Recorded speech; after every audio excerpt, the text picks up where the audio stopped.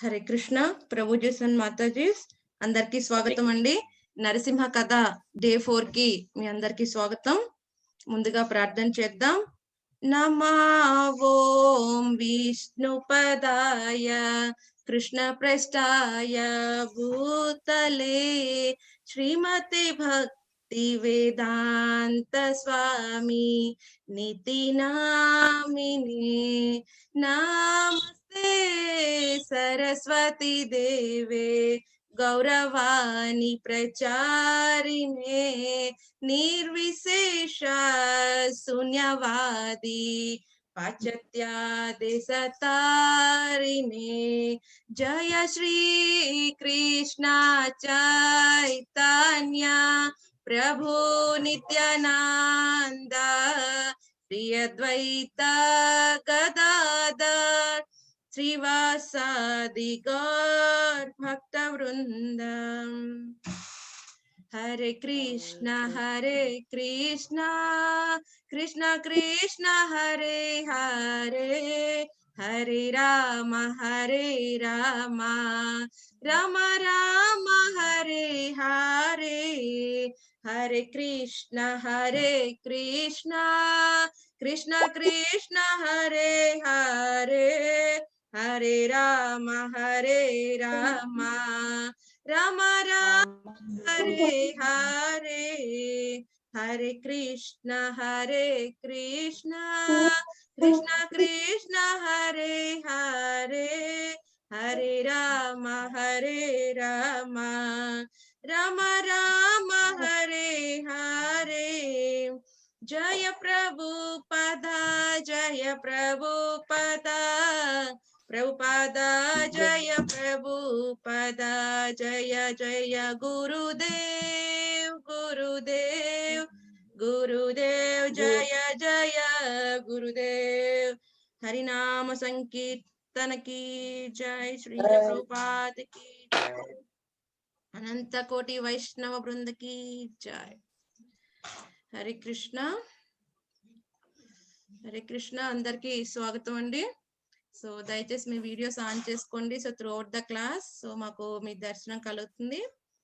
Okay, so Prabhuji మనకి next Narasimha కథ continue చేస్తారు. ఆ తర్వాత మనం చక్కగా నరసింహ యాత్రలకు వెళ్ళిపోదాం. సారీ, ఈ రోజు కొంచెం లేట్ అయిపోయింది, సిస్టమ్ కొంచెం ట్రబుల్ ఇచ్చింది. So sorry for that. Okay,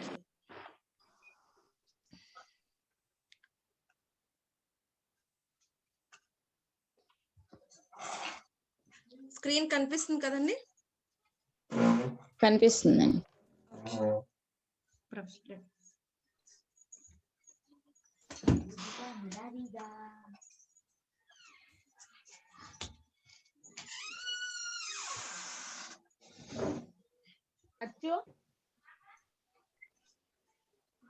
Hare Krishna అందరికి నమస్కారం. హరే కృష్ణ ప్రభుజీ. హరే కృష్ణ హరే కృష్ణ ప్రభుజీ. హరే కృష్ణ ప్రభుజీ. హరే కృష్ణ హరే కృష్ణ హరే కృష్ణ ప్రభుజీ. హరే కృష్ణ హరే కృష్ణ హరే కృష్ణ ప్రభుజీ.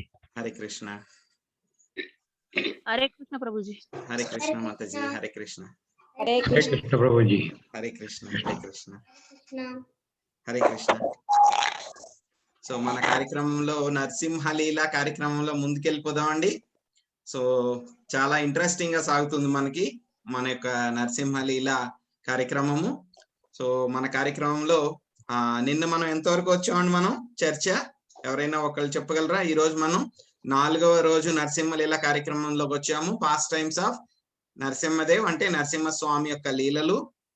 సో ప్రేయర్స్ మొదట కార్యక్రమంలో ముందుకెళ్లే ముందు మనం ఒకసారి ప్రార్థనలు చేసుకుందామండి. సో మొదటగా మనము గురువు గారికి ప్రార్థన చేసుకుందాము. నమో ఓం విష్ణుపదాయ కృష్ణ ప్రేష్టాయ భూతలే శ్రీమతే భక్తి వేదాంత స్వామి నితి నామినే నమస్తే సరస్వతి దేవే గౌరవాణి ప్రచారిణి నిర్విశేష శూన్యవాది పాశ్చాత్యాదేశతారిణే. తర్వాత ప్రహ్లాద్ మహారాజ్ గురించి నరసింహస్వామి చెప్పినటువంటి శ్లోకం అండి. భవంతి పురుషాలోకే మద్భక్తాస్తవ మనువ్రత భవాన్ మే ఖలు భక్తానాం సర్వేషాం ప్రతిరూపధృక్. తర్వాత నరసింహస్వామికి మనము ప్రేయర్ అండి, ఇది ప్రార్థన. వాగీసాయస్య వదనే లక్ష్మీర్యస్య చ వక్షసి యస్య తే హృదయే సంవేద్ తం నృసింహం అహం భజే. తర్వాత నరసింహ రక్షా స్తోత్రంలోంచి మనకి నరసింహస్వామి గురించి కీర్తన. సో అందరూ కూడా చెప్పండి నేను చెప్పిన తర్వాత. గర్జంతం గర్జయంతం నిజ భుజ పతలం స్ఫోటయంతం హఠంతం దీప్యంతం తపయంతం దివి భువి దితిజం క్షేపయంతం క్షిపంతం క్రదంతం రోషయంతం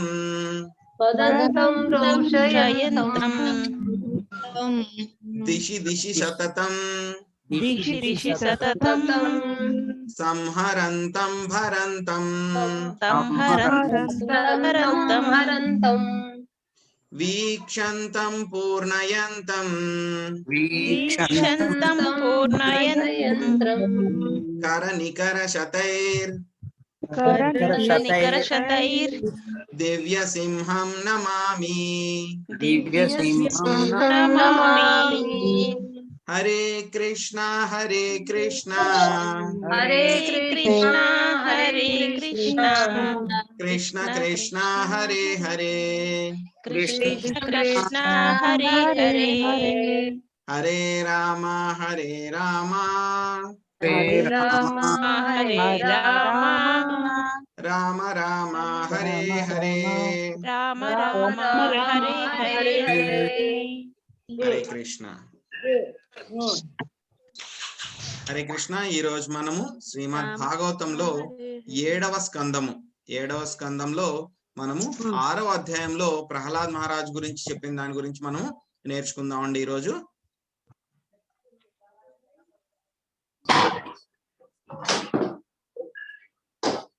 సో ఈ యొక్క చర్చ మన యుధిష్ఠిర్ మహారాజ్ తర్వాత నారద ముని వాళ్ళిద్దరి మధ్య కూడా మనకి ఈ చర్చ జరుగుతుందన్నమాట.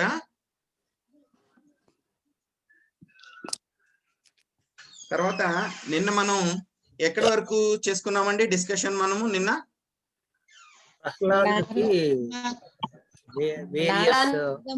ఉపయోగించుకోమన్నారండి. బాల్యం నుంచి భగవద్ ధ్యానం చేయమని ఇవన్నీ చెప్తారు.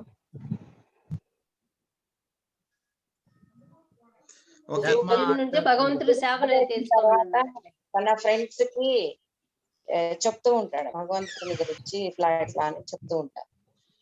ఓకే, సో ఏం జరుగుతుందంటే కనుక ఈ జ్ఞానం ఎలా వచ్చింది? నేను నారద ముని వారి దగ్గర నుంచి నేను ఈ యొక్క జ్ఞానాన్ని అంతా కూడా నేర్చుకున్నాను, భగవద్ విజ్ఞానాన్ని అంతా నేర్చుకున్నాను అని చెప్పేసి ప్రహ్లాదుడు తన యొక్క మిత్రులకు చెప్పడం జరుగుతుంది అన్నమాట.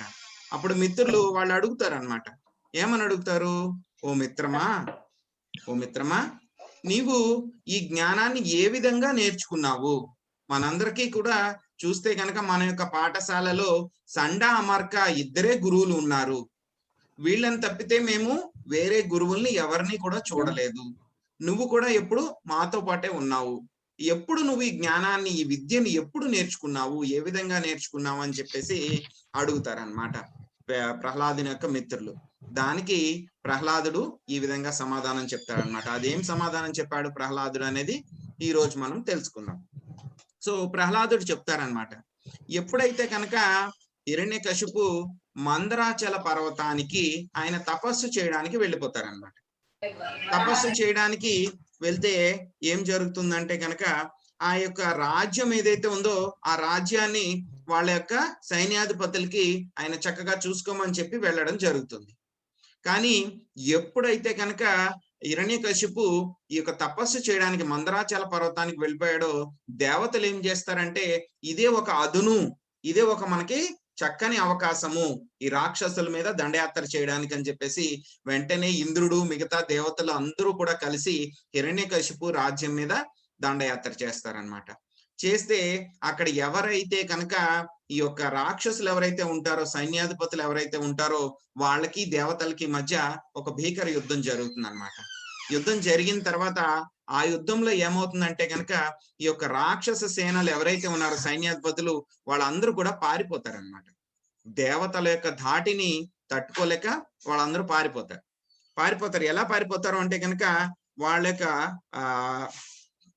భార్య, పిల్లలు, వాళ్ళ యొక్క పశువులు, ఆ తర్వాత రాజ్యము ఏదైతే ఉన్నాయో అవన్నీ కూడా ఎవరిని కూడా వాళ్ళు వీరోచితంగా పోరాడకుండా వాటి గురించి కూడా చూసుకోవాలి అనేటువంటి దాని విషయం లేకుండా వాళ్ళ యొక్క ప్రాణాలని కాపాడుకోవడానికి వెంటనే వాళ్ళు పారిపోతారనమాట.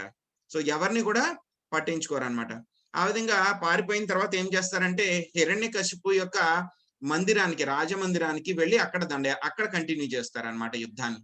ఏం చేస్తారు, హిరణ్యకశిపు దగ్గర ఉండేటువంటి సంపత్తి ఏదైతే ఉందో ఆ సంపత్తిని అంతా కూడా వాళ్ళ యొక్క స్వాధీనం చేసుకుంటారనమాట.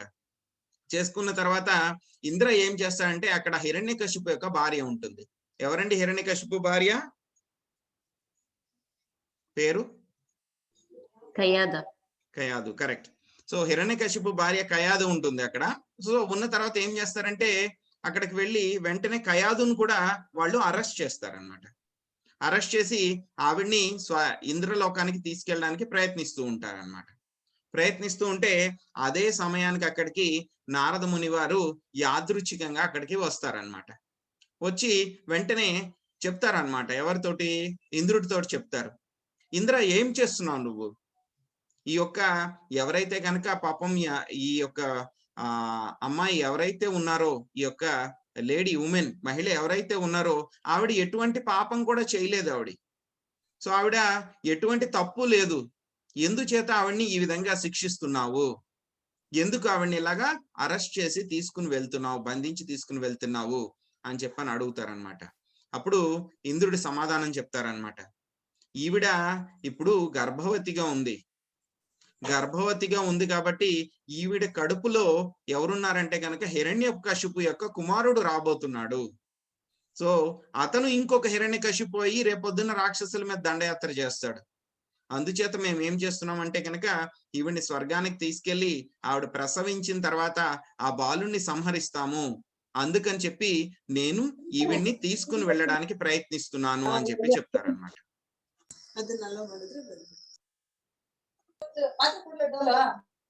ప్రయత్నిస్తున్నాను అని చెప్తారు. చెప్పిన తర్వాత అప్పుడు నారద ముని చెప్తారనమాట ఆయనకి. ఇక్కడ చెప్తున్నారు కదండి డిస్కషన్, ఇక్కడ చూడండి చక్కన ఫోటో ఉంది. సో నారద ముని చెప్తారనమాట. ఏమని చెప్తారంటే ఈవిడ కడుపులో ఉండేటువంటి బిడ్డ ఆయన కూడా చాలా పరమ భాగవతుడు. ఆయన్ని నువ్వు ఏమి కూడా చేయలేవు. దాని మూలంగానే అందరూ కూడా ఉద్ధరింపబడతారు ఆ బిడ్డ మూలంగా. కాబట్టి ఏమి చేయకుండా ఈవిడ్ని వదిలిపెట్టు అని చెప్పి చెప్తారనమాట. సో వెంటనే ఇంద్రుడు ఏం చేస్తారంటే నారద ముని వారు చెప్పినటువంటి మాటకి ఆయన చక్కగా విలువ ఇచ్చి వెంటనే ఏం చేస్తారండి, ఆయన ఆ యొక్క కయాదుని వదిలేసి వాళ్ళందరూ కూడా వెళ్ళిపోతారనమాట. ఆ తర్వాత కయాదు ఏంటంటే కనుక చాలా భయపడిపోతుంది అనమాట. ఆవిడ ఈ యొక్క ఇన్సిడెంట్ జరిగిన తర్వాత చాలా భయపడిపోతుంది అనమాట. భయపడిపోయి ఎవరు నన్ను రక్షిస్తారు అని బాధపడుతూ ఉంటుంది అనమాట. బాధపడుతూ ఉంటే అప్పుడు నారద ముని ఆవిడికి ఆశ్వాసన ఇస్తారనమాట. నువ్వు రామ్మా, నేను నా యొక్క ఆశ్రమానికి తీసుకుని వెళ్తాను. సో నీ భర్త వచ్చే వరకు కూడా నా ఆశ్రమంలోనే నీకు రక్షణ ఉంటుంది, నీకు రక్షణ కల్పిస్తాను అని చెప్పేసి నారద ముని కయాదుని తీసుకుని ఆయన యొక్క ఆశ్రమానికి వెళ్తారనమాట. ఇక్కడ చూస్తే కనుక ఇంద్రుడు మనకి వెంటనే నారద ముని చెప్పినట్లుగా వెంటనే ఆయన మాట విన్నారండి. కానీ రాక్షసులు ఎవరైతే ఉంటారో వాళ్ళు ఆ విధంగా మాట వినరు అనమాట. కంసుడు చూడండి, సో ఎప్పుడైతే కనుక ఆకాశవాణి చెప్పింది ఏమని, ఆ యొక్క అష్టమ సంతానం ఎవరైతే కనుక ఉన్నారో దేవకికి, ఆయనే నీకు ఆయన చేతిలోనే మృత్యు సంభవిస్తుందని చెప్పిన తర్వాత కంసుడు ఏం చేస్తాడు, దేవకిని సంహరించడానికి ప్రయత్నిస్తాడు అనమాట.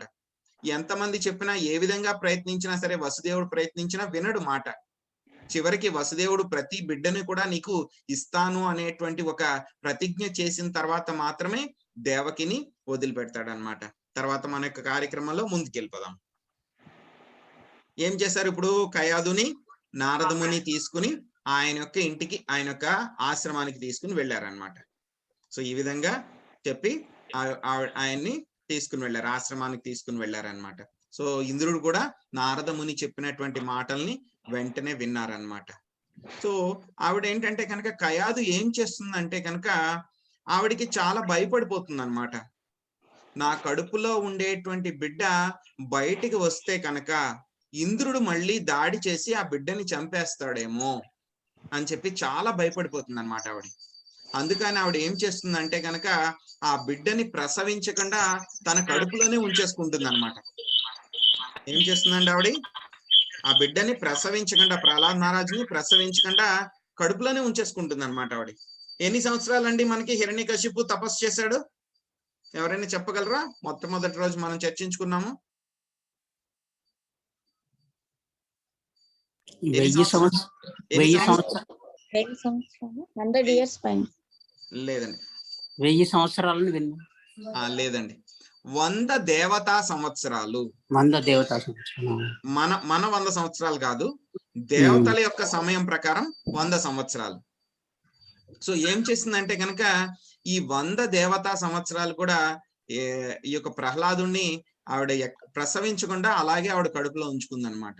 ఎవరండి? కయాదు. ఎందుకంటే బయటకు వచ్చేస్తే కనుక చాలా ప్రాబ్లం అవుతుంది, మళ్ళీ నా బిడ్డకి ఎవరైనా హాని చేస్తారేమో అని చెప్పి కడుపులోనే ఉంచుకుందనమాట. అలాగే అక్కడ నారదముని ఆవిడికి ఆశ్రయం ఇచ్చారు కాబట్టి అక్కడ ఉండి ఏం చేసేదంటే, ఆవిడ నారదమునికి సేవలు చేసుకుంటూ అక్కడే ఉండేదన్నమాట. సో నారదమునికి సేవ చేస్తూ ఉంటే, నారదముని ఏంటండి, ఆయన అందరికీ కూడా మంచి జరగాలని చెప్పి ఆశిస్తూ ఉంటారు అనమాట, వైష్ణవులు అనమాట. సో వైష్ణవులు ఎలా ఉంటారండి, అందరికీ కూడా మంచి జరగాలి అని ఆలోచిస్తూ ఉంటారనమాట. ఆయన ఏం చేస్తారంటే, నారదముని ఆవిడికి మొత్తం భగవద్ విజ్ఞానం అంతా కూడా చెప్పడం మొదలు పెడతారనమాట నారదముని. సో భగవద్ విజ్ఞానం అంతా కూడా చెప్పడం మొదలు పెడతా ఉంటే కనుక, ఆవిడ కూడా అది వింటూ ఉంటుంది. ఆవిడ కడుపులో ఉండేటువంటి బిడ్డ అయిన ప్రహ్లాదుడు కూడా ఆ యొక్క జ్ఞానాన్ని అంతా కూడా వింటూ ఉంటాడనమాట. ఆ జ్ఞానాన్ని అంతా కూడా ఆయన వింటా ఉంటాడనమాట. కానీ ప్రహ్లాదుడు వాళ్ళ మిత్రులతో చెప్తున్నాడు, ఇప్పుడు చాలా సంవత్సరాలు అయిపోయింది ఆ యొక్క జ్ఞానాన్ని మా యొక్క తల్లిగారు విని. ఇంకోటి ఏంటంటే కనుక, ఆవిడకి కొంచెం బుద్ధి అంత సరిగ్గా లేకపోవడం మూలంగా ఆవిడ నారదముని చెప్పినటువంటి ఉత్తమమైన భగవద్ జ్ఞాన విశేషాలన్నిటినీ కూడా ఆవిడ మర్చిపోయింది. కానీ నేనేంటంటే కనుక, ఆవిడ నా తల్లి యొక్క గర్భంలో ఉన్నా సరే నారదముని చెప్పినటువంటి భగవద్ విజ్ఞానాన్ని అంతా కూడా నేను గుర్తు పెట్టుకోగలిగాను. నేను ఎందువలన, నారదముని యొక్క కృప వలన నేను ఆ విషయాలన్నిటిని కూడా గుర్తు పెట్టుకోగలిగాను. సో ఏమి నేర్చుకున్నారు నారదముని, ఆయనకి ప్రహ్లాదుడికి భగవద్ విజ్ఞానం ఏమి నేర్చుకున్నారు అనేటువంటి విషయాల్ని చాలా డీటెయిల్డ్ గా ఉంటుందండి ఈ సబ్జెక్ట్ అంతా కూడా. బట్ మనం ఆల్రెడీ నేర్చుకున్న విషయాలనే మళ్ళీ చెప్దాము. సో బ్రీఫ్ గా ఆ యొక్క విషయాలు ఏమేమి నేర్చుకున్నారో సబ్జెక్ట్స్ మాత్రమే హైలైట్ చేస్తాను. సో ఏం చెప్పారంటే కనుక, మన యొక్క ఆత్మ ఈ యొక్క శరీరంలో బంధింపబడి ఉంది. ఆత్మకి సూక్ష్మ శరీరము, స్థూల శరీరము 2 ఉన్నాయి. సూక్ష్మ శరీరము 3 ధాతువులతో తయారవబడుతుంది, స్థూల శరీరము 5 ధాతువులతో తయారవబడుతుంది. సో ఈ విషయాలన్నీ కూడా నేర్చుకున్నాము. ఆత్మతో పాటు పరమాత్మ అయినటువంటి స్వామి కూడా అందరి శరీరాల్లో కూడా ఉంటారు. సో ఈ విషయాన్ని కూడా చెప్పారు. ఆ తర్వాత ఈ భౌతిక ప్రపంచంలో మనం ఏ విధంగా చిక్కుపడిపోయి ఉన్నాము, అదే విధంగా ఇంకా ఏం చెప్పారంటే, నిన్న మనం చర్చించుకున్నట్టు ఎవరైతే కనుక బుద్ధి లేనటువంటి మనుషులు ఎవరైతే ఉంటారో వాళ్ళు ఏం చేస్తారు, ఎకనామిక్ డెవలప్మెంట్, ఆర్థిక వికాసం కోసము ప్రయత్నిస్తూనే ఉంటారు. వాళ్ళు ఆర్థిక వికాసం కోసం ప్రయత్నిస్తూనే ఉంటారు. సో ప్రయత్నించడం మూలంగా వాళ్ళ యొక్క సమయం అంతా వృధా అయిపోతుంది. ఎప్పుడైతే కనుక ఈ యొక్క శరీరం పోతుందో, శరీరంతో పాటు సంబంధం ఉన్నటువంటి భార్య, పిల్లలు, కూతుర్లు, మనవళ్ళు, ఆ తర్వాత ఈ యొక్క ఇల్లు, ఆ సేవకులు, ఆ యొక్క ఏవైతే కనుక జంతువులు, క్షేత్రములు అంటే పొలాలు, ఆ తర్వాత ఏవైతే విలువైనటువంటి వస్తువులు ఉంటాయో వాటిలన్నిటితో కూడా మనకి సంబంధం పోతుంది వెంటనే. సో ఈ యొక్క శరీరం అనేది చాలా నశ్వరము అని చెప్తారనమాట. ఇంకా ఏం చెప్తారంటే గనక మనం పుణ్యకర్మలు చేస్తే గనక మనకి దేవతల యొక్క లోకాలకు వెళ్తాము. అక్కడ పుణ్యం క్షీణించిన వెంటనే మళ్ళీ మనం కిందకి ఈ భౌతిక ప్రపంచంలోకి రావడం జరుగుతుంది. అలాగే మన యొక్క పుణ్యకర్మలు కానీ ఆ తర్వాత పాప కర్మలు కానీ చేసేటువంటి ఈ జన్మలో చేసేటువంటి మన కార్యముల ద్వారా ఏం జరుగుతుందంటే కనుక మన యొక్క తర్వాత వచ్చేటువంటి జన్మల యొక్క శరీరం కూడా మనది తయారవుతుంది అనేటువంటి విషయాలు ఇవన్నీ కూడా చెప్తారనమాట. మొత్తం భగవద్గీత ఇంచుమించు ఒక మినీ భగవద్గీత అంతా కూడా ఆయన చెప్తారనమాట. ఆయన మిత్రులకు అంతా కూడా చెప్తారు. ఆయన మొత్తం భగవద్గీతలో ఉన్నటువంటి జ్ఞానాన్ని అంతా కూడా మొత్తం రిపీట్ చేస్తారు. చెప్పిన తర్వాత చివరిగా చెప్తారనమాట. ఏం చెప్తారంటే ఈ భౌతిక ప్రపంచం అనేటువంటి సఫరింగ్ ఏదైతే కనుక కష్టాలు ఉన్నాయో వీటి నుంచి కనుక మనం బయటపడాలి అంటే కనుక ఏమి చెయ్యాలి అంటే కనుక ఆయన చెప్తారండి. ఏం చెప్తారంటే కనుక ఒక ప్రామాణికమైనటువంటి ఆధ్యాత్మిక గురువు యొక్క ఆశ్రయం తీసుకోవాలి. ఆయనకి భక్తి శ్రద్ధలతో సేవించాలి. ఆయనకి మనం ఏవైతే ఉన్నాయో అన్ని కూడా ఆయనకి సమర్పించాలి. తర్వాత భక్తుల యొక్క సాంగత్యంలో ఉండాలి. ఎప్పుడు కూడా భక్తుల సాంగత్యంలో ఉండి భగవంతుని యొక్క నామ రూప లీలల గుణాలన్నిటిని కూడా మనం కీర్తిస్తూ ఉండాలి. ఇలా కీర్తిస్తూ ఉంటే కనుక ఏం జరుగుతుందంటే భగవత్ సేవలో మనము నియుక్తులు అవుతాము. ఆ తర్వాత స్వామి తలుచుకుంటే కనుక మనకి రానటువంటి ఫలితము గాని వరము గాని ఏది ఉండదు అని చెప్తారనమాట. దానికి చివరగా ఈ శ్లోకం కూడా చెప్తారు. సర్వేషామపి భూతానాం హరిర్ ఆత్మేశ్వర ప్రియః భూతైర్మహాద్భి స్వకృతై కృతానాం జీవ సంగీత. ఎవరంటే కనుక దేవాది దేవుడైనటువంటి హరి, ఆయనే ఆత్మ కింద పరమాత్మ కింద అన్ని జీవుల్లో కూడా ఉన్నారు. సో ఆయన యొక్క శక్తి ద్వారానే మొత్తము ఆత్మ ఈ యొక్క భౌతిక శరీరము కూడా మనకి లభిస్తూ ఉంది. అందుచేత ఆయనకి మనం అన్నింటికి కూడా ఆయనే నియామకుడు అంటే నియంత్రకుడు మొత్తం అంతా కూడా. అందుకనే మనము ఆయన యొక్క శరణం తీసుకోవాలి అని చెప్తారనమాట. ఇంకా ఏం చెప్తారంటే ప్రహ్లాద్ మహారాజ్ ఇలాగే గొప్ప గొప్ప వ్యక్తులు అంటే భక్తులు ఎవరైతే ఉన్నారో వాళ్ళందరూ కూడా స్వామి యొక్క శరణం తీసుకుని శరణార్థులయ్యి అందరూ కూడా ఈ భౌతిక ప్రపంచాన్ని వదిలిపెట్టి వాళ్ళందరూ కూడా ఆధ్యాత్మిక ప్రపంచానికి వైకుంఠ లోకాలకి వెళ్ళడం జరిగింది. అదే విధంగా మీరు కూడా ఎవరైతే కనుక ఉన్నారో వాళ్ళందరూ కూడా రాక్షసులైనా దేవతలైనా గంధర్వులైనా మానవులైనా ఎవరైనా సరే ఈ యొక్క భక్తుల అడుగుజాడల్లో నడిచి ఈ విధంగా భాగవత ధర్మ సేవను చేస్తే కనుక తప్పకుండా మీరు కూడా స్వామి యొక్క సాన్నిధ్యాన్ని పొందడం జరుగుతుంది అని చెప్తారనమాట. సో ఈ విధంగా ఇవన్నీ కూడా చెప్పిన తర్వాత ఏం చేస్తారంటే కనుక ఈ యొక్క ప్రహ్లాదుడి యొక్క మిత్రులందరికీ కూడా ఈ భాగవత ధర్మం చాలా నచ్చుతుంది అనమాట. సో వాళ్ళ గురువు గారు అయినటువంటి సండా అమర్క చెప్పినటువంటి విద్యల కన్నా ప్రహ్లాదుడు చెప్పినటువంటి విద్య ఆయనకి చాలా బాగుంటుంది అనమాట. సో వాళ్ళందరూ కూడా ప్రహ్లాదుడిలాగే మంచి మంచి లక్షణాలన్నీ కూడా పొందుతున్నారు, భగవంతునికి సేవ చేస్తున్నారు, చక్కగా అందరూ కలిసి జపం చేస్తున్నారు, భగవంతుని నామాన్ని స్మరణ చేసుకుంటున్నారు, అన్ని రకాలు కూడా చేస్తున్నారు అనమాట. ఇంకా ప్రహ్లాదుడిని మిత్రుడి కింద గురువు గారి కింద వాళ్ళు తీసుకున్నారనమాట. సో ఏ విధంగా అయితే కనుక సండా అమర్క వాళ్ళకి రకరకాలైనటువంటి విద్యలు నేర్పుదాము అని వేరే విద్యలు అనమాట. పాలిటిక్స్ అంటే రాజకీయము, ఆ తర్వాత అర్థశాస్త్రము, ఆ తర్వాత వేరే వేరే విద్యలు ఏవైతే ఉన్నాయో అవన్నీ కూడా నేర్పుదామని వాళ్ళు ప్రయత్నించినా సరే, ఎంత ప్రయత్నించినా సరే సండా అమర్క చెప్పినటువంటి బోధనల్ని ఏవి కూడా వాళ్ళు పట్టించుకోవడం మానేశారు. ఏమీ వినట్లేదు వాళ్ళు చెప్పినటువంటి విద్య. సో అది చూసిన తర్వాత వాళ్ళకి మెల్లిమెల్లిగా అర్థం అవుతుంది అనమాట. ఈ మిగతా విద్యార్థులు ఎవరైతే ఉన్నారో వాళ్ళందరూ కూడా ప్రహ్లాదుల్లాగానే తయారైపోతున్నారు. అందరికీ కూడా మంచి మంచి లక్షణాలు వచ్చేస్తున్నాయి. అందరూ కూడా భగవద్భక్తులు అయిపోతున్నారు, విష్ణువు యొక్క భక్తులు అయిపోతున్నారు. సో వాళ్ళకి వాళ్ళ యొక్క అస్తిత్వమే కష్టమైపోతుంది అని భయం అయిపోయింది అనమాట వాళ్ళకి. సో ఇది మన చేతుల నుంచి చేజారిపోతుంది మన ఈ పరిస్థితి అని చెప్పి వాళ్ళకి వెంటనే చాలా భయం వేసింది అనమాట. సో భయం వేసిన తర్వాత వాళ్ళు ఏం చేశారు, తర్వాత ఏం జరిగిందని చెప్పేసి మనము రేపు తెలుసుకుందాము. కానీ మనం ఈ రోజు మనం చర్చించుకున్న దాంట్లో ఏంటంటే కనుక ప్రహ్లాదుడు మనకి చెప్పినటువంటి విషయాలు, గురువు గారిని తీసుకోవాలి, భక్తుల సాంగత్యంలో ఉండాలి, భగవంతుని నామ రూప లీలల గుణాలను ఎప్పుడు కూడా మనం తలుచుకుంటూ ఉండాలి, శ్రవణం చేయాలి, స్మరణం చేసుకోవాలి. సో ఈ విషయాల్ని మనం గుర్తుపెట్టుకుని మన యొక్క జీవితంలో మనము అన్వయించుకోవడానికి మనం ప్రయత్నిస్తూ ఉందామండి. సో తర్వాత మన యాత్రలో జాయిన్ అవుదాము. ఒక్క నిమిషం ఉండండి. Hare Krishna.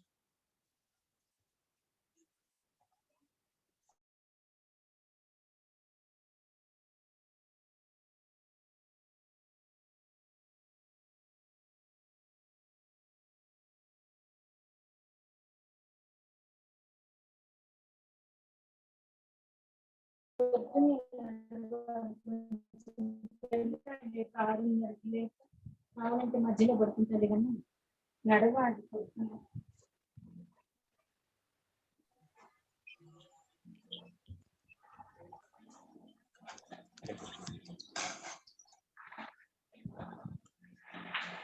Hare Krishna. Devotees ready for the యాత్ర? హరే కృష్ణ మాతాజీ. హరే కృష్ణ.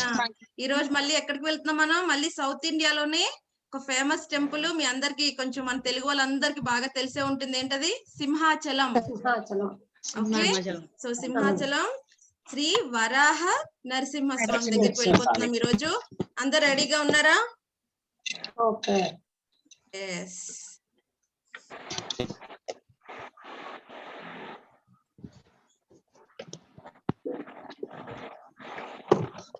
ఎస్, టుడే మనం ఎక్కడికి వెళ్తున్నాం అంటే సింహాచలం వెళ్తున్నాం. శ్రీ వరాహ నరసింహ స్వామికి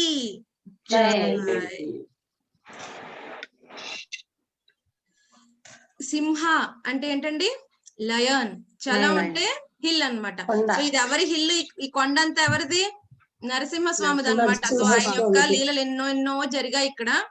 ఇక్కడ స్వామి ఏ సత్యయుగంలో వెలిసారన్నది ఇంకా ఎవరికి తెలియదు అనమాట. సత్యయుగంలో వెలిసారు అంతే, ఏ సత్యయుగం అన్నది తెలియదు. ఎలాగైతే నిన్న మనం అనుకున్నాం కదా, చెలువు నారాయణ స్వామి ఎప్పటి నుంచో ఉంటున్నారు, ఏ యుగమో తెలియదు. ఒక యుగం తెలుసు, త్రేతాయుగంలో వాళ్ళు పూజించారు, సత్యయుగంలో వీళ్ళు పూజించారని తెలుసు, కానీ ఏ సత్యయుగం ఏ త్రేతాయుగం అనేది మనకి ట్రేస్ చేయడానికి లేదనమాట.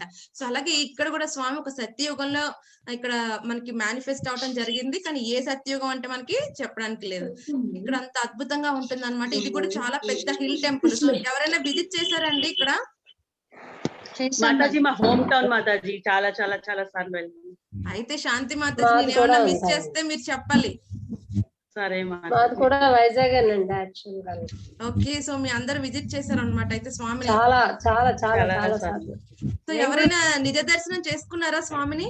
చేసుకున్నాను మాతాజీ, చేసుకున్నాం. అయితే ఈసారి మాకు మీరు ఛాన్స్ కల్పించాలి, మీ ఊరు వచ్చేస్తాం అప్పుడు.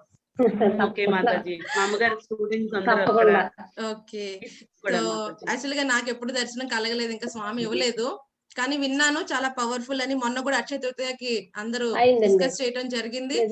సో నిజరూప దర్శనం అయితే చాలా రేర్ అంటారు కదండి, సో చాలా తక్కువ అవర్స్ ఉంటుంది అంటారు. మేబీ లోకల్ వాళ్ళు మీకైతే అవుతుంది, సో మేము బయట నుంచి వచ్చే వాళ్ళకైతే అవకాశం ఉండదేమో. కానీ మీరు అందరూ హెల్ప్ చేయండి. డెఫినెట్ గా మాతాజీ, మా అమ్మగారు స్టూడెంట్ అక్కడ ప్రీస్ట్ వాళ్ళు మాతాజీ. మా అమ్మగారు అక్కడ గోపాలపట్నంలోని పక్కనే టీచర్స్. అయితే నెక్స్ట్ టైం కొంచెం మీరు మాకు సాయం చేయాలి, అప్పుడు మాకు దర్శనం అవుతుంది.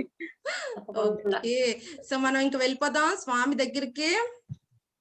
అంత అద్భుతంగా ఉంటుంది. యాక్చువల్గా అక్కడ చాలా ఎక్కువ స్టెప్స్ అంటే కదండి, చాలా ఎక్కువ స్టెప్స్ ఉంటాయంట. సో ఇప్పుడైతే కొంచెం బై వెహికల్స్ కూడా వెళ్ళొచ్చు, కానీ త్రూ స్టెప్స్ వెళ్తే ఇట్స్ మోర్ దాన్ 500 స్టెప్స్ అని అన్నారు. సో చాలా చూడండి, చాలా, కానీ వాతావరణం మాత్రం చాలా సుందరంగా ఉంటుంది. సో మనకి ఇక్కడ స్వామి ఎలా ఆవిర్భవించారు అన్న విషయానికి వస్తే, మనం చూస్తున్నాం కదా నరసింహలీలలో ఏం చేస్తున్నాడు హిరణ్యకశిపుడు? ఎన్నో విధాల ప్రహ్లాదుని చంపదామని ప్రయత్నిస్తున్నాడు. అలాగే ఒకసారి ఏం చేస్తాడు, ఒకసారి కొండ మీద తోసేస్తాడు, ఒకసారి విషమిస్తాడు, ఇంకోసారి ఎక్కడో భయంకరమైన పాములున్నా ఆ గుహలోకి వదిలేస్తాడు. కొన్ని రోజులు అన్నం పెట్టడు, స్టార్ చేసేద్దాం, ఏం పెట్టద్దు ప్రహ్లాద్కి, ఆ విధంగానే చనిపోతాడేమో అని చూస్తాడు, అది అవదు. హోలికని తీసుకొస్తాడు, హోలిక చనిపోతుంది కానీ ప్రహ్లాదుడికి ఏమీ అవదు. సో ఎన్నో విధాల చాలా భయంకరమైన గాలుల్లో పెడతాడు. పెద్ద పెద్ద వర్షాలు తీసుకొస్తాడో ఏమి జరగదు అనమాట. అన్ని విఫలమైపోతూ ఉంటాయి. ఆలోచిస్తూ ఉంటాడు ఏదో ఒకటి చేయాలి. కొండ మించి కింద పడేసినా మళ్ళీ వచ్చేస్తున్నాడు. ఈ పిల్లవాడు చాలా శక్తివంతంగా ఉన్నాడు అనుకుని ఏం చేస్తాడంటే, సరే అయితే నాకు మంచి ఐడియా వచ్చిందని చెప్పి వాళ్ళ మినిస్టర్స్ ని పిలుస్తాడు. ఏం చెప్తాడంటే, మీరు ఏం చేస్తారంటే ఈ ప్రహ్లాదుని తీసుకుని వెళ్ళి సముద్రంలో పాడేయండి. పాడేసి మీరు ఎక్కడైతే పాడేస్తారో వెంటనే దానిపైన ఒక పర్వతాన్ని పెట్టేయండి. ఆ ప్లేస్ లో మీకు పెద్ద పర్వతాన్ని, వీళ్ళందరూ రాక్షసులు చాలా శక్తివంతంగా ఉంటారు కదా, ఒక పెద్ద పర్వతాన్ని మోసుకుని వెళ్ళి అక్కడ పెట్టేయండి. సో ఆ విధంగా ఇంక ప్రహ్లాద్ పైకి రాలేడు. ఎంత శక్తివంతుడైనా సరే పైన పర్వతం ఉంటే రాలేడు కదా. సో ఆ విధంగా చేసి వచ్చేసేయండి అని చెప్తా అనమాట. సరే వీళ్ళు అనుకుంటారు ఏదో బాగుంది, ఈసారితో మనకి ఈ సమస్య తీరిపోతుంది అనుకుంటారు. తీసుకువెళ్తారు, సముద్రంలో విసేస్తారు. ఇక్కడ విశాఖపట్నం దగ్గరే కదండి సి ఏరియా. సో ఆ ప్లేస్ లోనే అనమాట. సో ఆ ప్లేస్ లోనే విసిరేస్తారు మన ప్రహ్లాద్ మహారాజ్ ని. విసిరేసిన తర్వాత వాళ్ళేమో మౌంటైన్ పెట్టేస్తారు. అనుకుంటారు ఇంక ప్రహ్లాద్ రావట్లేదు, ప్రహ్లాద్ ఇంకా రాడు అనుకుంటారు అనమాట. సో కానీ మన ప్రహ్లాద్ మహారాజ్ ఏం చేస్తూ ఉంటారు, కింద నుంచి స్వామిని గ్లోరిఫై చేస్తూ ఉంటారు, స్వామి యొక్క నామాన్ని కీర్తిస్తూ ఉంటారు అనమాట. ఇప్పుడు నారాయణుడు ఏం చేస్తాడండి, గరుడుని పిలుస్తాడు. అక్కడ నా భక్తుడు చాలా కష్టంలో ఉన్నాడు, నేను కాపాడాలి, తొందరగా రా అని పిలుస్తాడు అనమాట. మనకి భగవద్గీతలో ఏం చెప్పారు, మన అనన్య భక్తి చేస్తే మన స్వామి ఏం చూస్తాం అని చెప్పారు. 9వ అధ్యాయం ఎవరికైనా గుర్తుందండి? రక్షణ చేస్తున్నారు, వచ్చి రక్షణ చేస్తున్నారు. యోగక్షేమం వహామ్యహం, స్వయంగా నేనే వాళ్ళ యొక్క యోగక్షేమాలు చూసుకుంటాను. శ్లోక గుర్తుందా ఎవరికి? శ్లోక నెంబర్ ఎవరికైనా గుర్తుందండి? లెవెల్ 12 చెప్పాలి.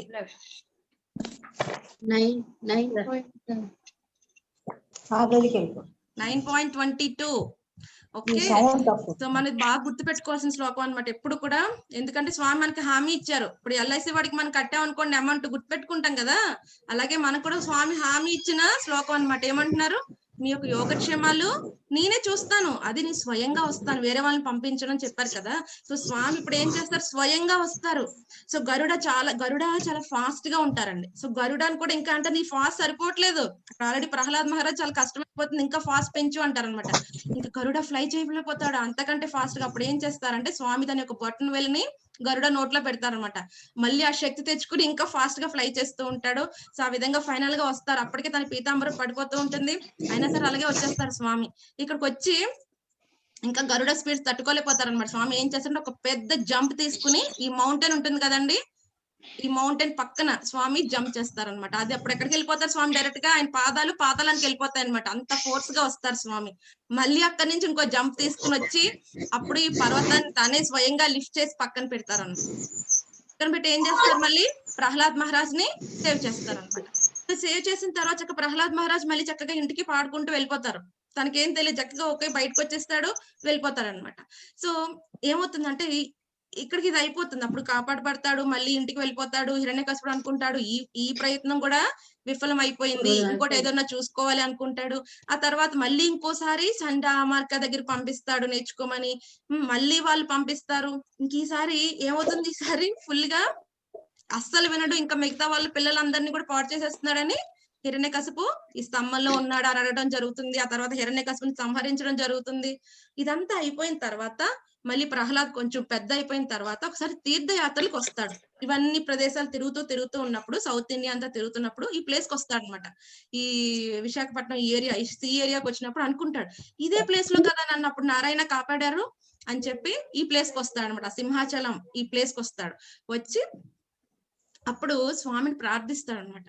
నాకు మీరు ఇక్కడే నాకు మీరు దర్శనం ఇచ్చారు, కాపాడారు నారాయణ కింద, కానీ నేను ఏమనుకుంటున్నానంటే ఒక రూపాన్ని వర్షిప్ చేయాలని నాకు ఒక డిజైర్ కలిగింది. అది ఏ రూపం అయితే మీరు ఆ అంకుల్ ఎవరు హిరణ్యాక్షని ఎలా చంపారండి, వరాహస్వామి కదా. అలాగే మా తండ్రిని ఎలా చంపారు, నరసింహ ఫామ్ కింద. సో వాళ్ళిద్దరిని ఏ రూపాలతో చంపారో ఆ రూపాలతో నేను మిమ్మల్ని వర్షిప్ చేసుకోవాలనుకుంటున్నాను అంటే ఆ రెండు కలిసిన రూపాన్ని స్వామి ఇప్పుడు చూపించాల్సి ఉంటుంది అనమాట. ఎప్పుడైతే ప్రహ్లాద్ మహారాజ్ మళ్ళీ అంతే నిష్ఠగా ఆస్టారిటీస్ అన్ని చేసి మళ్ళీ స్వామిని అంత నిష్ఠగా ప్రార్థిస్తున్నప్పుడు అప్పుడు స్వామి ఇక్కడ మనకి శ్రీ వరాహ నృసింహ స్వామి కింద దర్శనం ఇస్తారు అనమాట. సో చూడండి స్వామి ఇలా ఉంటారనమాట. ఫేస్ ఏమో మనకి వరాహదేవ్ ఫేస్ ఉంటుంది, మిగతా బాడీ అంతా కూడా హ్యూమన్ లైక్ ఫామ్ ఉంటుంది అనమాట.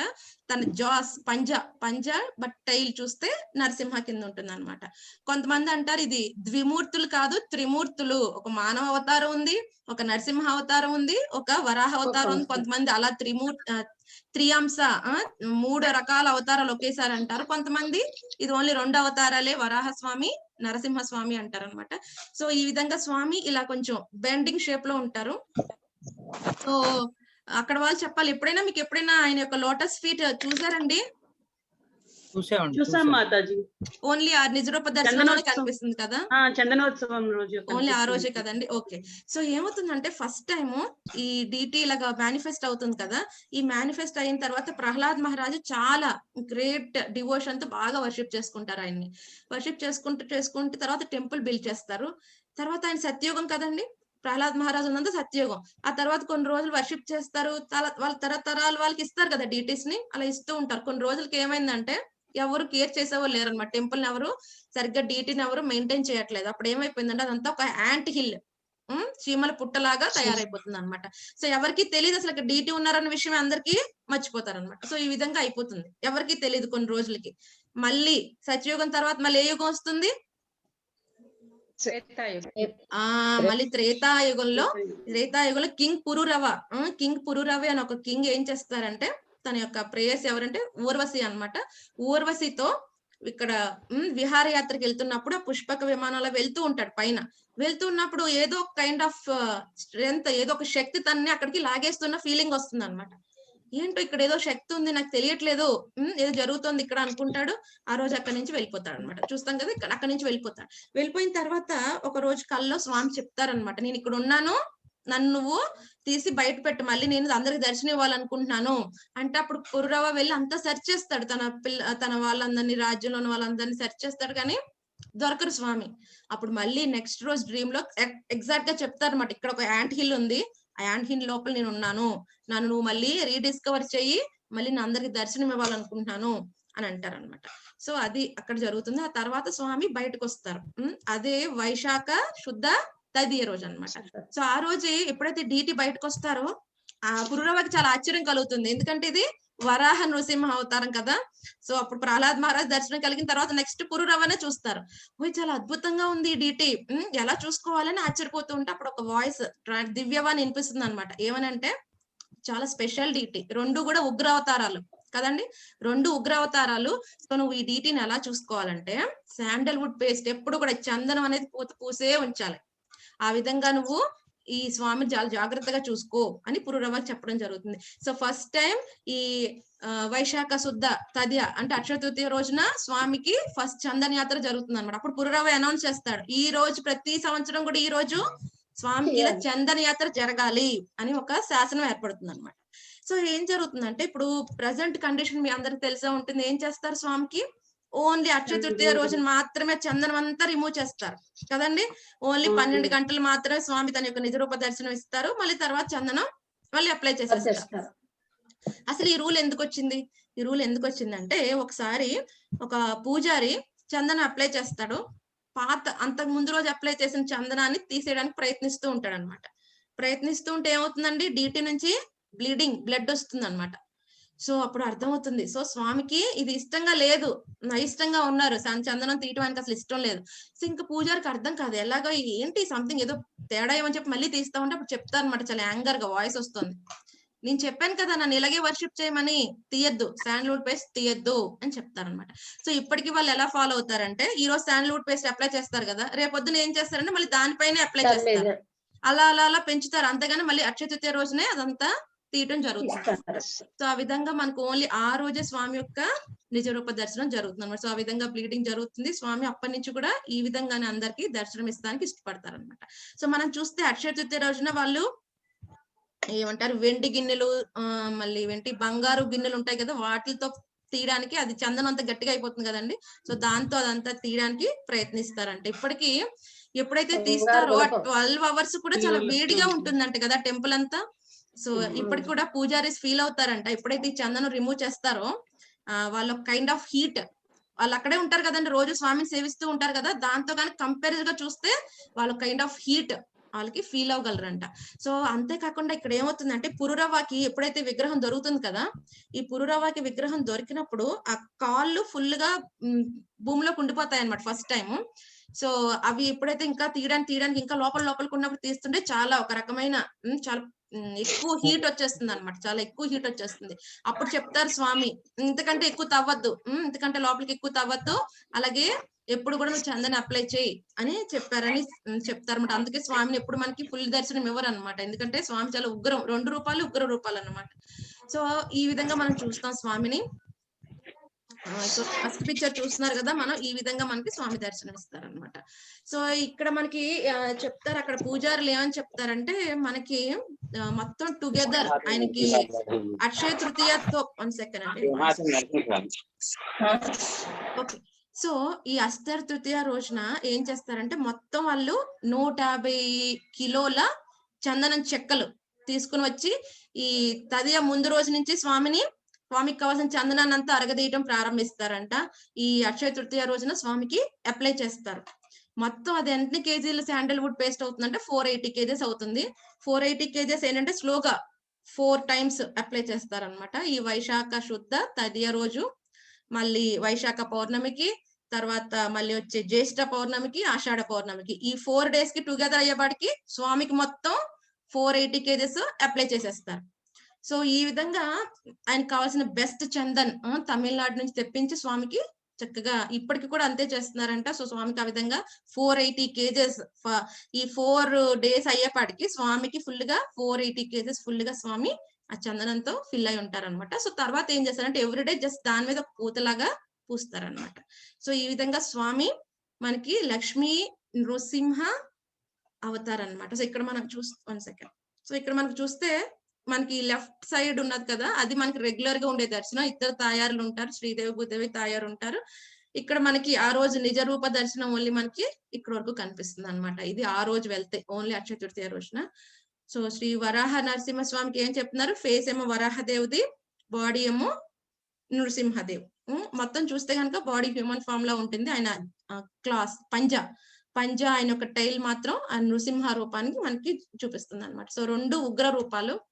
సో 2 ఉగ్ర రూపాలు కాబట్టి స్వామిని ఎప్పుడు చందంతో కవర్ చేయడం జరుగుతుంది అనమాట. సో చాలా మంది వెళ్ళి శాస్త్రవేత్తలు ఏవో చేస్తున్నారు కానీ వాళ్ళకి ఎటువంటి ఫైండింగ్స్ దొరకలేదు. ఈవెన్ పానకాల నరసింహ స్వామి దగ్గరికి వెళ్ళి కూడా ఏవేవో చాలా గ్రానైట్ అదేమో ఇదేమో అని ఎన్నో ఫైండింగ్స్ చేస్తున్నారు, బట్ ఎవరికి ఏది రిజల్ట్స్ రాలేదు. ఎందుకంటే ఇదంతా ట్రాన్సెండెన్స్, మన మెటీరియల్ ఐస్ కి మన విజ్ఞతకి తెలిసే జ్ఞానం కాదనమాట. ఎందుకంటే అదంతా ఆత్మతత్వం. అది ఎవరికైతే ఓన్లీ ఆచార్యులకు మాత్రమే ఆయన అర్థమవుతారు అనమాట.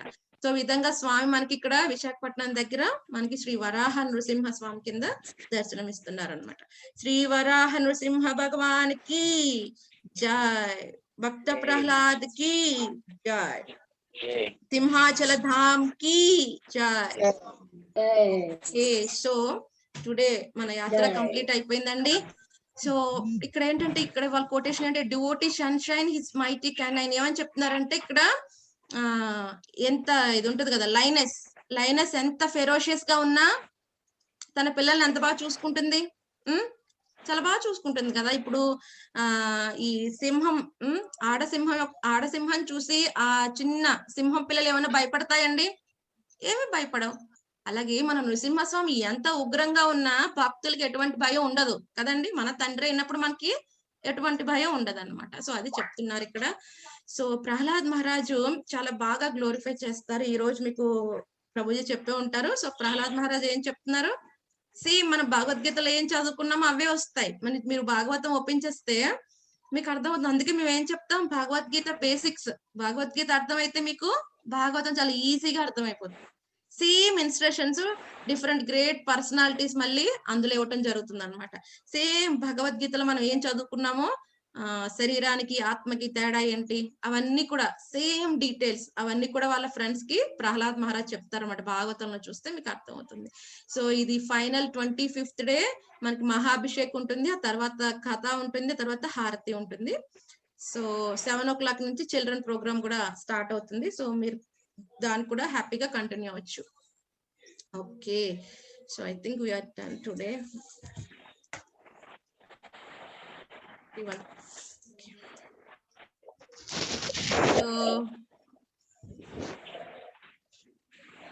ఓకే, సో మనకి ఈరోజు ఒకే ఒక నరసింహస్వామి దగ్గరికి వెళ్ళాం, చాలా తొందరగా అయిపోయింది. సో మీ అందరికి ఒక గేమ్ రెడీగా ఉన్నారో ఒక గేమ్ ప్లే చేద్దాం. నేనేంటంటే ఒక ఇస్తాను, ఒక నరసింహ ఫామ్ చూపిస్తాను, మీరు ఐడెంటిఫై చేయాలి. ఓకేనా? ఇప్పటి వరకు చూసిన నరసింహసే. ఓకే శాంతి మాతాజీ, ఏమన్నా సందేహం అండి? లేదు మాతాజీ, ఒక అది అంటే ఇందులో ఒక మండపం ఉంటుంది మాతాజీ, సింహాచలం టెంపుల్ లో. ఆ మండపంలో ఒకే ఒక పిల్లర్ ఉంటుంది. ఆ పిల్లర్ ని హగ్ చేసుకుని కోరికలు ఇదేనండి కపస్తంభం, అదేనండి. యాక్చువల్ గా నేను అది రీడ్ చేశాను. అదేమైందంటే స్టార్టింగ్ ఆ కపస్తంభం ఎలా అంటేనండి, ఇప్పుడు యాక్చువల్ గా ఫుల్ గా కన్వర్ట్ చేసేసారు, దాని యొక్క మీనింగ్ మార్చేసారు, అందుకని అది ఇంట్రడ్యూస్ చేయలేదు ఇక్కడ. ఆ కపస్తంభం ఏంటంటే ఇదివరకు స్వామికి వచ్చి ఇచ్చేవారు అందరూ కదండి. కప్పం అంటే ఏమంటారు, రుజుం. ఇప్పుడు ఎలాగైతే మన కింగికి ఇస్తామో అలాగే వచ్చి దేవుడు కూడా ఇచ్చేవారు. ఆ స్తంభం దగ్గరికి వచ్చి అందరు ఇచ్చేవారు. కానీ ఓవర్ పీరియడ్ ఆఫ్ టైం ఏమైపోయిందంటే అది కప్ప స్తంభం కింద మార్చేశారు. మార్చేసి దాని ఇంటెన్షన్ ఏం చేశారంటే, సో మీ యొక్క మెటీరియల్ డిజైర్స్ ఏవైతే కోరుకుంటారో అవన్నీ ఇక్కడ సాటిస్ఫై అయిపోతాయి అని మార్చేసారు. యాక్చువల్ గా ఏంటి ఇంటెన్షన్ అక్కడికి వచ్చి మనం ఏం చేయాలి, అడగకూడదు, ఇవ్వాలి స్వామి. నేను అనుకున్నాను మాతాజీ, అది అది స్వామి పిల్లల్లోంచి బయటకు వచ్చారు కదా, దాని కోసం అది రిప్రజెంట్ చేస్తారేమో. లేదు లేదు, ఇది ఏంటంటే అప్పుడు ఇలాగా రుసుం అంటారు కదా మాతాజీ, సో అది ఇస్తూ ఉండేవారు అనమాట. ఈవెన్ మనం చూస్తే మన శ్రీరంగం వెళ్ళినప్పుడు కూడా అండి, ఇదివరకు ధాన్యాగారాలు ఉండేవి. ప్రజలు వాళ్ళకందరికి వాళ్ళు ఫస్ట్ పంట వచ్చిన వెంటనే స్వామికి ఇచ్చేవారు. మనం అక్కడ చూస్తే ఇప్పుడు అవంతా ఖాళీ అయిపోయి, కానీ ఇదివరకు అదంతా ఫుల్ గా ఉండేదంట. ఏదైనా కరువు కాటకాలు వస్తే శ్రీరంగం టెంపుల్ కి వెళ్తే వాళ్ళు ఇచ్చేవారు ఫ్రీగా, అంటే ప్రజలు వాళ్ళందరికి వాళ్ళు వచ్చి ఇచ్చేవారు అనమాట. ఇప్పుడు మనం ఏం చేస్తున్నాం, స్వామి దగ్గరికి వెళ్ళి అడుగుతున్నాం, ఇవ్వట్లేదు, స్వామికి ఇవ్వట్లేదు, మనకి ఎంత ఉన్నా సరిపోవట్లేదు. సో మనం అలా అయిపోయాం. బట్ యాక్చువల్గా ఇదివరకు ఏంటంటే స్వామి కొంచెం కోట ఇచ్చేసేవారు, ఫస్ట్ స్వామి వాటర్ తీసేసి మిగతాది వాళ్ళు వాడేవారు అనమాట. ఇప్పుడు మనం ఏం చేస్తున్నాం, నాకు 99% 1% ఇస్తాను, అది కూడా నువ్వు నాకు ఏదైనా ఇస్తే, బిజినెస్ రూల్ అక్కడ కూడా. సో అది అయిపోయింది. సో దాని వల్ల ప్రాబ్లమ్స్ ఇప్పుడు. సో అందుకనే దానికి కప్ప స్తంభం అనేసారు, పేరు మార్చేశారు, దాని యొక్క ఇంటెన్షన్ మార్చేశారండి. సో బట్ యాక్చువల్ గా స్వామి ఈచ్ అండ్ ఎవ్రీ అట్టంలో కూడా ఉంటున్నారు. సో మనం కరెక్ట్ గా ఆయన ప్రే చేస్తే ఆయనకి అది రీచ్ అవుతుంది. సో ఆ స్తంభం అనేది ఉగ్ర స్తంభం అహోబిలం అయితే కరెక్ట్. యాక్చువల్ గా అహోబిలంలో ఉగ్ర స్తంభం ఉంటుంది కదా, సో ఆ ఉగ్ర స్తంభం మనకి కరెక్ట్ గా హిరణ్యకశిపు బ్రేక్ చేస్తారు కదా, అదనమాట. రేపు మనం అహోబిలం వెళ్దాం. యాక్చువల్ గా రేపు మనం అహోబిలంలో నవనారసింహాలను దర్శించుకుందాం.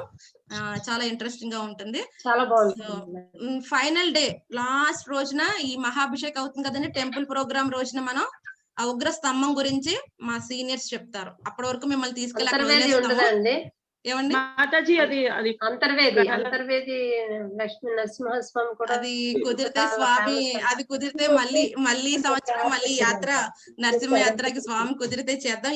ఈసారితో మనం అహోబిలం నరసింహతో క్లోజ్ చేసేస్తున్నాం అనమాట. రేపు అహోబిలం నరసింహ స్వామి ఫైనల్ డే ఉగ్రస్తంభం. సో మా సీనియర్ డివోటీస్ ఎవరొకళ్ళు ఆ రోజు క్లాస్ తీసుకుంటారు, ఎందుకంటే అది ఫైనల్ డే. ఆ రోజే కదా స్వామి ఉద్భవిస్తారు, స్తంభం పగలగొట్టుకుని. అందుకని ఉగ్ర స్తంభం కాన్సెప్ట్ మేము ఆ రోజు పెట్టాం అనమాట. సో రేపు మనం నవనారసింహులు అహోబిలంలో ఎలా వచ్చారు, చాలా అద్భుతంగా ఉంటుంది. సో ఎంతమంది వెళ్ళారు అహోబిలం?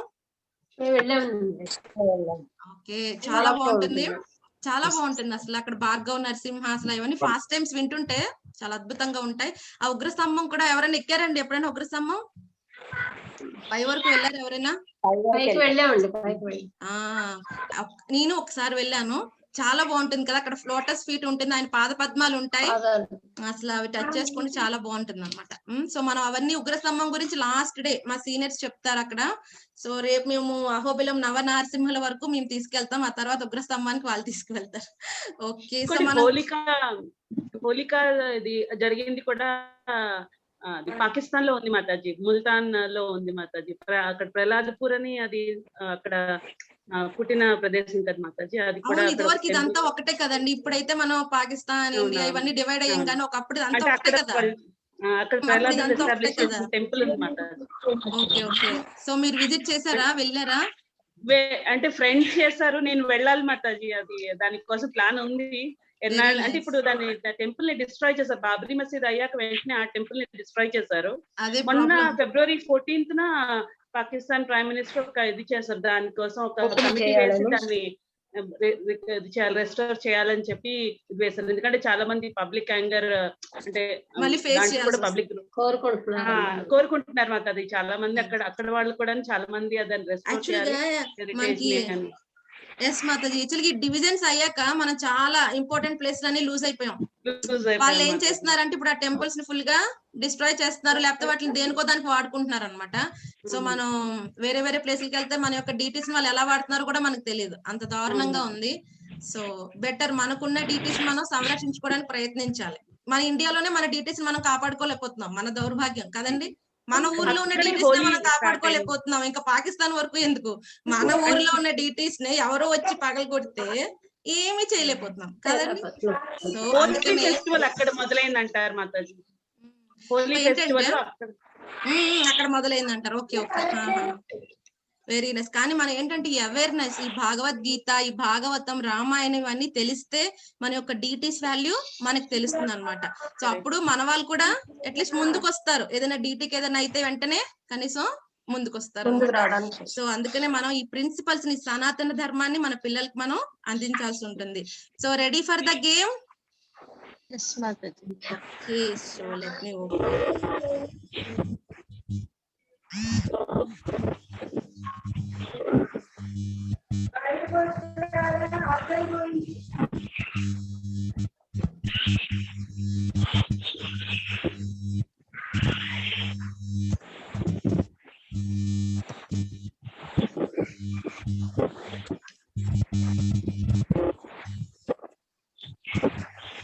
స్క్రీన్ కనిపిస్తుందండి?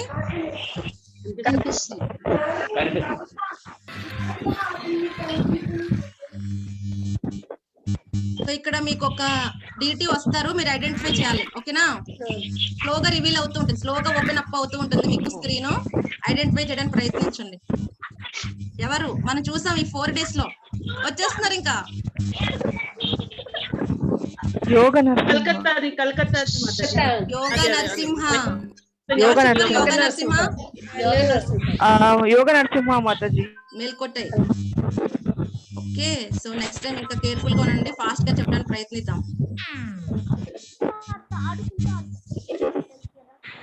హూ ఇస్ దిస్ పర్సనాలిటీ ఎవరు? మనం చూసాం, మన స్లైడ్స్ మీరు రోజు మీకు పంపిస్తున్నాం కదా, స్లైడ్స్ లో ఉంటారు. ఈ పర్సన్ ఎవరు? ఫాస్ట్ ఓపెన్ అయిపోతుంది.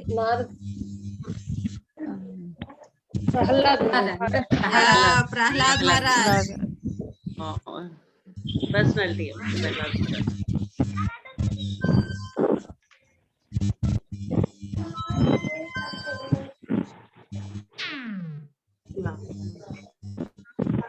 ఓకే, ఇప్పుడు ఒక సీన్ అన్నమాట ఇది. ఆ సీన్ ఐడెంటిఫై చేద్దాం మనం డిస్కస్ చేసుకున్న స్లైడ్స్ లోంచే. వచ్చేస్తుంది, ఈ రోజు డిస్కస్ చేశారు ప్రభుజీ.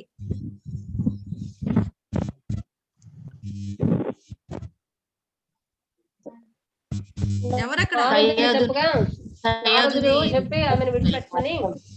ప్రహ్లాద్ మహారాజ్ ఏం చేస్తున్నారు?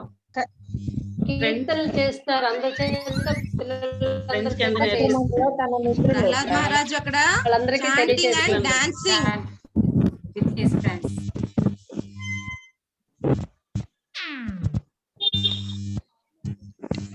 ఇప్పుడు డీటీ వస్తారు, డీటీని ఐడెంటిఫై చేయండి. ఓకే, వస్తున్నారు.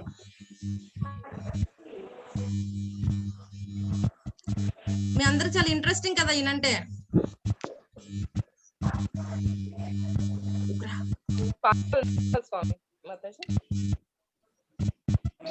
ఫస్ట్ డే ఎవరితో స్టార్ట్ చేసాం? శాంతా నరసింహ.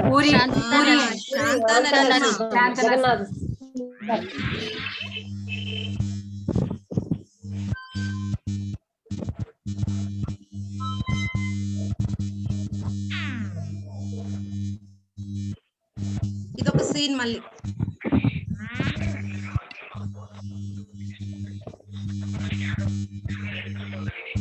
ఎవరు? వీణ కనిపిస్తుంది. ఏమవుతుంది అక్కడ? ప్రహ్లాదుడు మదర్ నారదముని కయాదుని రక్షిస్తున్నారు. Narada is saving Kayadu. చూసాం కదా, ఈ రోజు మీరు చూసే ఉంటారు క్లాస్ లో. Okay, personality.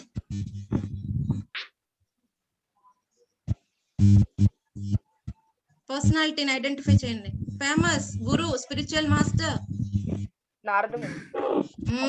నారదముని ఎవరు చెప్పారు? శేష్ కుమారి.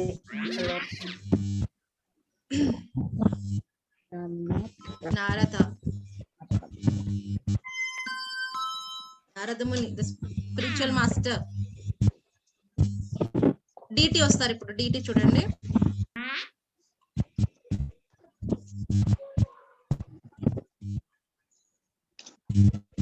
ఎవరు? ఉగ్ర నరసింహ. ఉగ్ర నరసింహ ఎక్కడున్నారు? మాయాపూర్. మాయాపూర్ ఉగ్ర నరసింహ.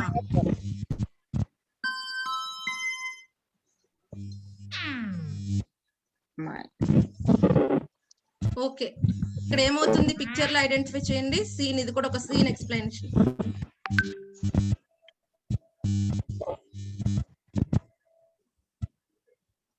ఎవరు తపస్సు చేశారు? హిరణ్యకశిపు.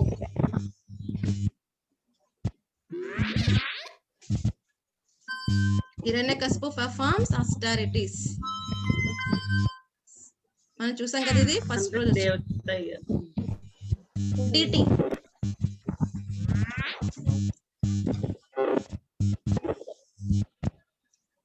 చందన వైజాగ్ మాతాజీ ఈ రోజు చూసాం. మీరు ఐడెంటిఫై చేసుకున్నారు.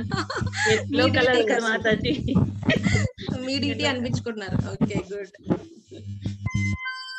శ్రీ వరాహ నరసింహ భగవాన్. ఫైనల్ గా ఇంకో డిటి వస్తున్నారు. ఎవరు? పానకాల లక్ష్మీ. మనకి gold gold gold full gold. Mangalagiri.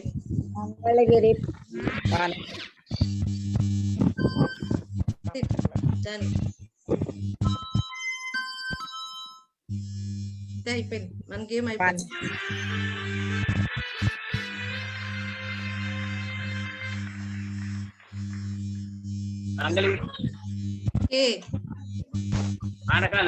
Mangalagiri. Okay, so హారతి